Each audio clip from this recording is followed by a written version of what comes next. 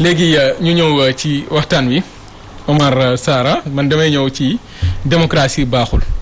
Pourquoi démocratie baaxul alors que yow démocratie fi mu egg moo tax nga mën a sañ ni man nitu dëgg laa ba loola neex wax kon démocratie am na fu mu baax mais baaxul dafa ëpp. waaw déjà li nga wax rek mën naa si tontu parce que démocratie demagul eggagul amul fu mu egg parce que toujours ñu ngi wax ay avancées démocratie chaque jour ñoom ñu ngi jël ay mbalit di ko sotti ci benn pôle di ko tuddee les avancées démocratiques. loolu mooy wax ni démocratie baaxul léegi nag ñun soo defee cëslaay ga depuis bi ñuy commencé démocratie dañu fi am lu ñu fi jëlee ñu jëlee fi théocratie jëlee fi ay royaume jëlee fi lu bëri ñëw indi démocratie théocratie mooy le pouvoir appartient à Dieu le pouvoir de Dieu parce que ñun li ñu gëm ñun waa nitu dëgg xam nga ñun suñu cëslaay mooy la restauration des valeurs la défense de l'islam et cetera et cetera donc li ñu gëm mooy yàlla moo créé àdduna bi moom pouvoir bi moom moo ñu jox ay textes yu ñu war a doxalee àdduna yu ñu war a doxee ñun suñu bopp ci kaw àdduna léegi nag Jean-Jacques Rousseau dafa ñëw depuis 5e siècle il était un grec mu créé lu ñuy tuddee démocratie mu ni léegi le pouvoir n'appartient plus à Dieu mais le pouvoir appartient au peuple bi mu xool nag mu ni dañ koy doxalee ci la loi de la majorité maanaam nañu xool moo tax am na ku wax mu ni la démocratie c'est le triomphe des croyances les plus populaires sur les croyances les moins populaires te loolu yenuwul maanaa parce que ñi ëpp du li ñu gëm rek mooy li baax parce que Seydina Muhammad sallallahu alayhi wasallam bi muy ñëw bi mu wootee ñi ko toppoon ci ay nit ñu néew la ñu woon te pourtant ñoom la ñu gëmoon mooy lu baax kon su démocratie amoon kon croyance Seydina Muhammad yooyu dañ koy rey day dee complètement mais parce que boo duggee ci diine nga ni démocratie maanaam du rek majorité mais minorité bi sax mun na fi ne di war fi ne di dogal. mais tey jii li ngay wax noonu mais teewul yeneen diine ñun da leen a respecté jox leen seen kër ñu bàyyi la ñoom ñu dund seen diine. ñun ñu dund suñu diine comme ni ko alxuraan. waxee tey jii kon alxuraan moo njëkk a am démocratie. maanaam respecté na leen ñeneen ñi di def. mais yéen bu ñu gisee seen yoon bi ngeen jël. dafa mel ne rek da ngeen bëgg a fi ngeen xool ñëpp di fa xool. pour man est-ce que du yéen ci seen pensée. yéen ay anti démocratique. waaw ñun ay anti démocratique lañ parce que li ñu gëm mooy xam nga démocratie dafa wax mu ni ñëpp ñoo tolloo te ñun li ñu gëm mooy ñëpp tolloo wuñ John Adams bi nga xam ne ni nekkoon na président Amérique waxoon na loolu il avait contesté la démocratie en disant que nit ñi bokkuñu xalaat bokkuñu xam-xam bokkuñu njàng bokkuñu gëm-gëm géopolitique nationale yow ni nga koy comprendre ak kii ni mu koy comprendre bokkul ba pare bokkuñu ay responsabilité le khalife général des mourides le khalife général du Tidjane le prêtre le nangam warul tolloo ak man responsabilité bi nga xam ne ni moom il représente des milliers ou bien des millions de personnes. Omar balaa may jox ça pourtant ñun loolu la ñuy dund pour man yow da nga mel ne beneen réew ngay waxee Omar nga baal ma. tu yomoon na mi mais ñun loolu la ñuy dund parce que tey jii Sénégal laïcité la ñuy dund. du yow nekkuñu ci république islamique. mais am fan bu ñu fa tolloo dañuy déglu diine kon dëkk na noppi yi ñëpp. ça montre que ñun suñu réew am na démocratie ñu ngi toog tey ci télé bi di mën di analyser mën di lii. tey jii mën nga jug tey jii wax sa sañ-sañ ak sa bëgg-bëgg. Sénégal mi ngi am ay élection naam gën ñu ko am sax foofu démocratie xam na fa sooxe ci. tànn ku la neex ak nan lañ koy tànnee ci waxtu wa nga koy tànnee. maanaam tey jii boo xoolee suñu démocratie def na ay jéego. mais boo nee baaxul c'est-à-dire que nuliste la maanaam dara baaxul dafa ëpp. suñu réew li mu am démocratie moo tax doxalin bi baaxul li xew rek barki démb preuve la si parce que dafa am lu ñuy tuddee la démocratie représentative maanaam dafa am ñu ñuy représenter di wax ci suñu kàddu te ñooñu la ñuy wax suñu kàddu heure bu ñu waxee rek mel na ne ñun ñoo wax te soo xoolee tey li tax mouvement yi di jóg lu tax activistes yi di jóg lu tax nit ñi di xeex lu tax sëriñ si di kaas xam nga lu tax parce que ceux qui nous représentent n'ont pas notre image il ne reflète pas notre image en commençant par Macky Sall il est notre président il est élu démocratiquement bépp décision bu mu jël na ko ci sama tur jël na ko ci sa tur te très souvent à 80 ou bien 90% des décisions qu'ils prennent yow doo ci d'accord doo ci ànd te pourtant il a le droit de le prendre parce que c'est la démocratie qui lui donne ce pouvoir là c'est la même chose avec les députés yi loi bi ñu voté barki démb mais ils ont le pouvoir de le voter démocratiquement mais c'est pas légitime donc fu démocratie am wala fu quelque chose de légal am te légitimité amu fa loolu contestation la war a doon contestation permanente moo tax ñu war a xoolaat mbir yi par exemple am na kenn koo xam ne il a théorisé ce qu'on appelle l'épistocratie xam nga démocratie dafa wax ni la loi appartient aux majorités la loi de la majorité épistocratie dafa wax ni la loi au savoir na boroom xam-xam yi xalaat génn ay décisions mais démocratie dañu ñi ëpp la ñu wax nañ ko jël comme décision kon yow Omar. tey soo demoon seen dëkk nga bëgg nekk foofu maire. ñëpp xam ni yow borom xam-xam nga ku bëgg sa réew nga am nga xam-xam comprendre nga nan nga war a mën a doxalee réew en tenant compte des réalités religieuses yow nga nekk candidat keneen ku gëm leneen ñëw un franc-maçon wala un góor jigéen wala un leneen ñëw kooku à travers la démocratie mën na la gagner facilement ñëw nekk président te nam nekk maire bi te nam koy nekkee waa dëkk ba duñ ca ànd mais ci démocratie la ko jaarale parce que day nax majorité bi day ñëw jox leen xaalis day ñëw corrompre leen. su leen corrompre moom mooy nekk maire bi donc kon l'accession xam nga la démocratie est un mécanisme benn mécanisme la buy permettre nit ki moom mu nekk maire wala mu nekk président wala mu nekk député mécanisme boobu la ñu wax ni baaxul on doit le changer. waaw léegi man li may wax mooy xam nga dafa am fu ñu jógee am fu ñu toll. ñu war a am fu ñu jëm léegi yow lan ngeen di proposer bu ngeen nee démocratie baax léegi lan ngay proposer. ok loolu c'est très important ça maa ngi la siy remercier xam nga am na lu fi amoon comme par exemple théocratie amoon na fi li yàlla wax. loolu mooy charia rek ci olof. mais li yàlla wax du ñëpp a ci dégg. baal ma eggale loolu benn exemple la ah la charte du Mandé am na fi. la charte du Mandé avec Soundiata Keita ni ñu doon organiser seen àdduna vers les 1200 la révolution Torodo jaar na fi. mais am na ay yeneen réew yoo xam ne ñu ngi doxal seen réew par exemple Touba mu ngi doxal réewam te jaarale wu ko ci démocratie léegi nag ñun nitu dëgg ñun li ñu intéressé pour le moment. première étape bi. xam nga yow ma c'est que yow xam nga da ngay wax loo xam ni dañu nekk ci réew moo xam nit ñi bokkuñu ngëm-ngëm. waaw ñu am fenn fu ñu tënku. n'est-ce pas loolu lañ tënku. léegi yow fi mu toll nii. boo ma jëlalee Touba wala nga jëlama beneen dëkk wala nga jëlama benn dëkk. foofu Touba bu ñu fa demee ñun ay taalibe lañ. yu dem fekk seen sëriñ ñu di leen digal ñuy def wala déedéet. léegi bu fekkente ne dañoo bëgg a xajoo réew mi. te léegi yow dàq nga démocratie kañ ñun léegi dañoo bëgg kañ nga indil ñu. léegi su ma daaneelul woon xam nga doo comprendre fi ma jëm. maanaam système bi nga xam ne fu mu amul anarchie moo fay am. xam nga déglu ko moom peut-être am na beneen proposition c'est ça le problème c'est ça même le manque de démocratie. parce que démocratie ñu ko théoriser dañoo gëm ni celui qui n'est pas démocrate rek. anarchiste la. alors que c'est faux. am na ay réew sax yuy doxuñu ci démocratie. démocratie yàq waaw léegi ci wàllu solution ñun suñu première étape mooy. parce que li bi démocratie ko yàq. ñun ñu démontrer merci li démocratie yàq du jeex. ñun ñu démontrer ni démocratie baaxul. système la boo xamante ni baaxul parce que la majorité ne doit pas décider mais borom xam-xam yi ñoo war a décider. deuxième étape bi mooy appeler aux citoyens appeler aux sénégalais appeler aux borom xam-xam ñu toog waxtaan xalaat xool quelque chose de fiable boo xam ne moom la ñu war a teg. mu nekk beneen forme d'organisation sociale boo xam ne dinañ ko doxalee suñu réew yi. dina xalaat nga toll. non dégloo li ma la dama ne première étape. dama bëgg nga wax ma ni ma lii. mais bul ma xalaat. man ñun waa Nitu Dëgg. waaw ñun suñu li nga xamante ni nii moom mooy suñu ngëm-ngëm. te ñu mas ko wax mooy dañoo gëm ni réew bi ci charia la war a dox. mais loo gis waaw bien sûr. mais loo gis étape par étape la. première étape yi mooy dëkk bi borom xam-xam yi ngay wax noo yàq dëkk bi. borom xam-xam yi ngay wax. waaw te bokkuñu fi li ñu jàppee borom xam-xam man dama jàpp ne borom xam-xam yi ci réew mi ñi ci ëpp ñoo yàq dëkk. non su fekkee da ngaa tënku ci démocratie. tey jii suñu constitution. ay constitutionnaliste la. waaw ay intellectuel ay borom xam-xam ñi nga jàppee borom xam-xam jàpp ñooy décider pour ñun. tey jii li ñu dund ñooñu ko teg. li ñuy dund tey jii ba nga koy naqaru ñooñu ko teg kon yan borom xam-xam ngay wax. waaw kay gis nga ñooñu duñu ay borom xam-xam ay marionnette lañ. man je parle pas de ces gens-là parce que ñi nga xamante nii ñun on est un Sénégal un pays indépendant un pays de valeur ñu jël constitution française copier ko ñëw coller ko ba pare di ko doxal ba pare di insister di ko argumenter kooku yow doo borom xam-xam. mais am na dëkk yu ñuy àtte charia moom charia la. waaw mais am na dëkk yu ñuy àtte charia mais est-ce que ni nga xam ni mi ngi ko war a doxee na ko. waaw non loolu ça dépend si nit ñi. te ñun ñëwuñ proposer directement ni nee naa la ñun proposer wuñ solution de dañuy démanteler la démocratie d'abord dañ koy démanteler.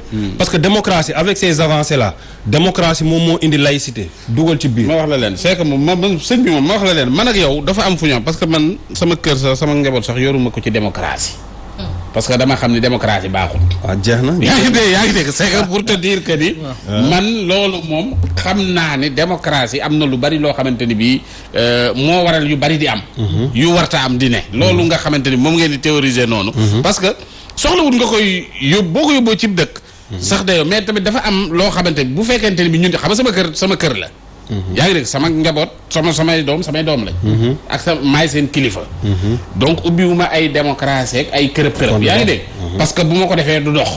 yaa ngi dégg donc dafa am noo xamante ni noonu laay doxee mais bu fekkente ni bii ca koñ bala. léegi yeneen borom kër dañ faa nekk. léegi nag pour ñu xajoo koñ bi. bu dee damay doxalee na ma bëgg a doxalee ca kër ga du sotti. léegi nag bu ñu doxal ci koñ bi nag ñuy wut ab chef de quartier tamit mu bëgg a doxalee comme na may doxalee ñu fal ma chef de quartier ma ne comme ni may doxalee ci kër gi laay doxalee du sotti. léegi nag il faut ñu wut benn idéal boo xam ne ci la ñuy tënku. est-ce que du loolu moo tax nit ñi di proposer démocratie wala. ok gis nga idéal boobu moo tax ñu ni.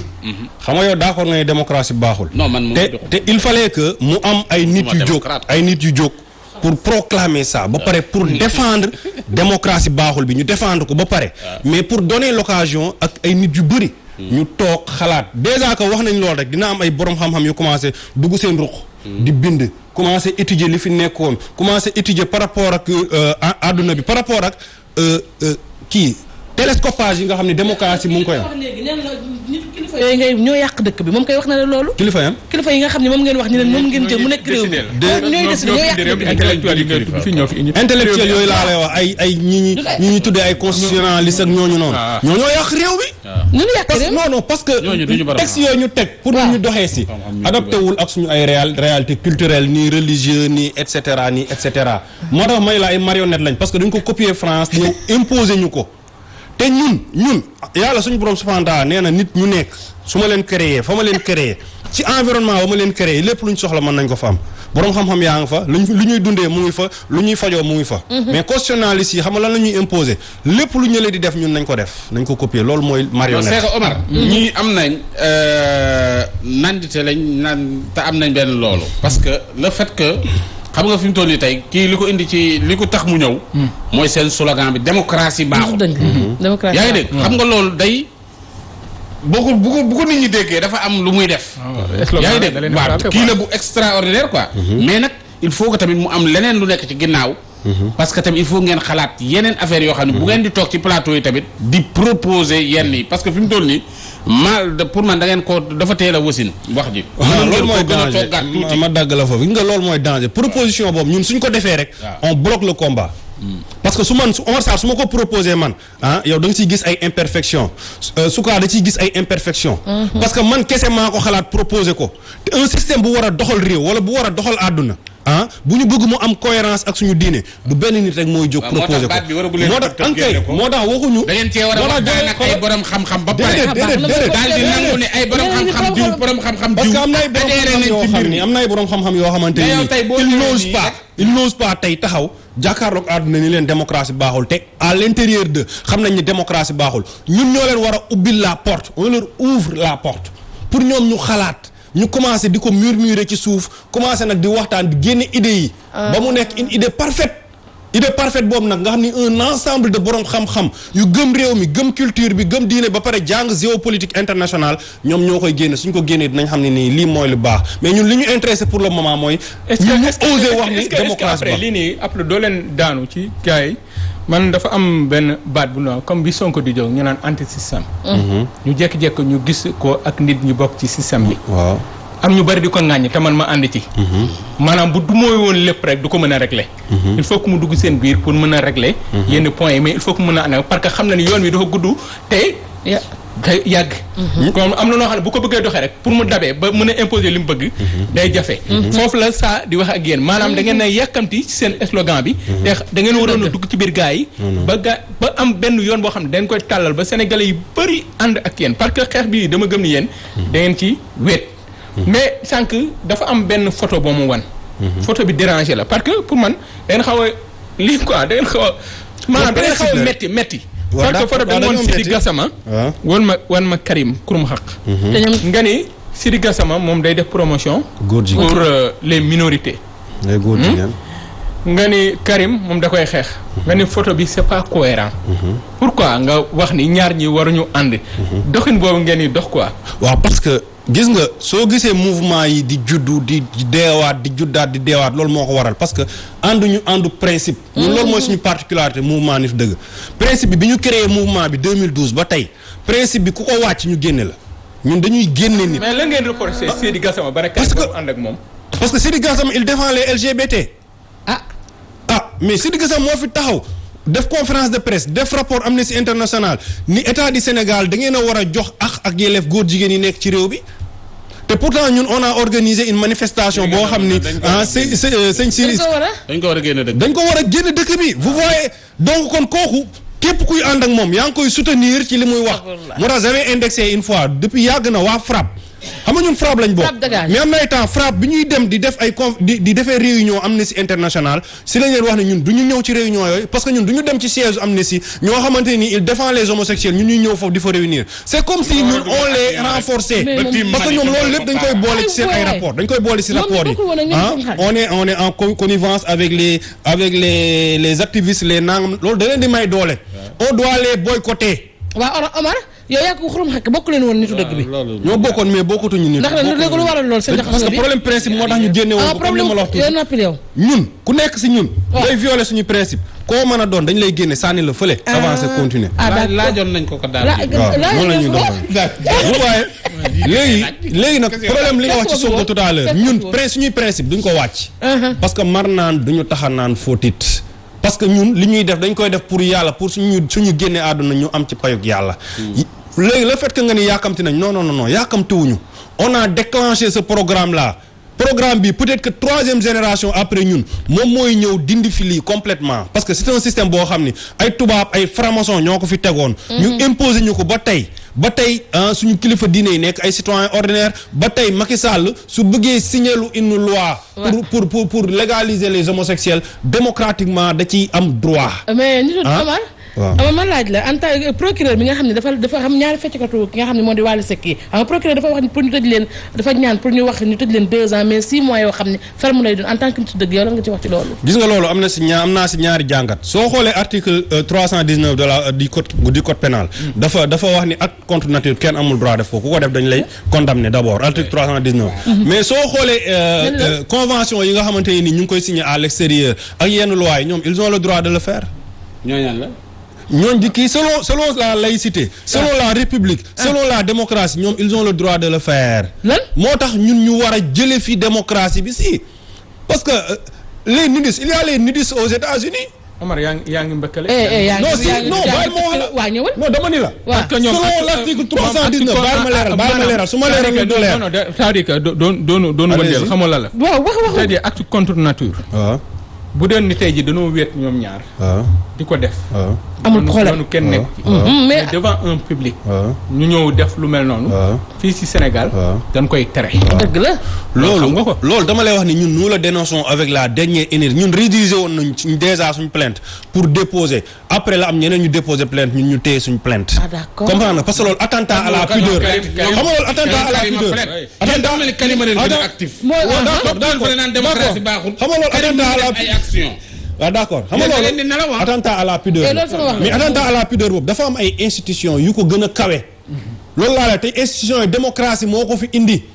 loolu moom mooy may droit nit ku nekk mu def lu ko neex moo tax ñu ni lii nañ ko fi jëlee. bëgg yow ñuy yeew nit ñi ci garab yi di leen duma ay yar ku di dagg bopp nit ñi ku fi sàcc li ma bëgg ñu doxee ci li yàlla wax lépp lu yàlla wax ñu dox ci lu yàlla tere ñu bàyyi lu yàlla wax nañ ci dox lu yàlla tere nañ ko bàyyi parce que ñun fekk ñu ngi jéem a créer suñu bopp wala ñu ngi jéem a copier li fi tubaab bi indi woon ñu ciy doxalee suñu réew di ci yar suñu ay doom ci fiir lañ ci suuf lañ jëm gis nga biñ fi defee ñun nekkee ñun ñuy doxee ni jig nañu parce que déggoo ko fi ay non jiguñu mais jig nañu non loolu mooy danger ay terroristes loolu mooy danger ay bomb déggoo fi ñu ne murid ak tijaan yi ngi xeex déggoo fi ñu ne chrétien ak musulman yi ñu ngi dóorante jaasit loolu lépp li nit ñi def seen bopp la mais gisagoo ci sa bët ni réew mi ngi tàkk parce que ni muy doxee moo ko taal non parce que démocratie boobu dafa ñëw am lu mu fi fekk lu ko gën a fort mais loolu mu ngi koy dóor ay coups mooy la li ko gën a fort mooy li fi maam yi bàyyi moom moo fi bàyyi cohésion sociale bi jusqu'à présent ñu continuer di dund noonu d'une manière sociale ak sur la paix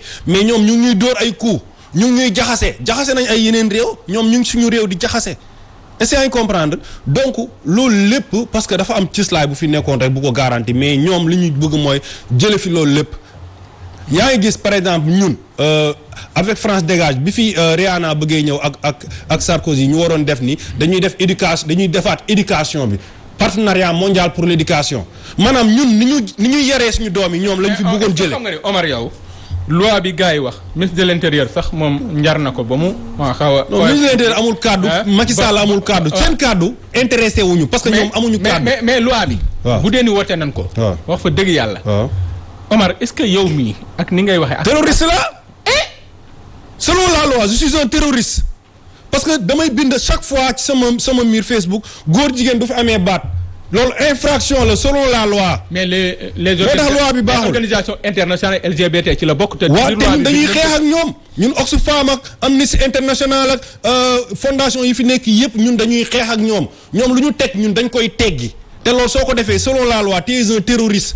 à travers cette loi là Macky Sall dafa bëgg a restreindre les libertés pour wax ni bu kenn waxati ci àdduna bi lu ma intéresse parce que loi bi loi wu kaaw bala waa France ñoom ñooñu ñëw indil ñu loi boobu. parce que xam nga Macky Sall dafa taxaw Kaffrine mu ni li fi amoon dootu fi am. parce que bi ñu tojee Auchan yi toj Total yi il a reçu la pression ñu ni ko yow ñun ñu ngi investir. ngeen koy yàq ak Auchan du yoon aussi. gëm ngeen du yoon. d'une part mais d'autre part xoolalew ras-le-bol bi nga xamante nii sénégalais bi mu ngi dund. am na faiblesse li mu bëgg a exprimer mënu ko exprimer. France mu ngi ñëw di piller suñu ay ressources yi jaarale ko ci Macky Sall marionnette bi. mënuñu ci dara. xam nga nit ku craqué xam nga mooy lan mooy koo xam ne mën na jàkkaarloog papaam sax saaga ko te du ko tey. loolu nag ñooñu dañoo craqué woon. maintenant xam nga lan mooy problème bi après les événements de 8 mars là dañu waroon wootee dialogue social bu yaatu boo xamante ni président du ko jiite benn politicien du ko jiite ñu toog waxtaanee suñu réew xool nan lañu bëgg suñu réew mu doxee ko ñu tegu si Macky Sall xam ni ñun ñoo ko jiital ba pare jiite ko.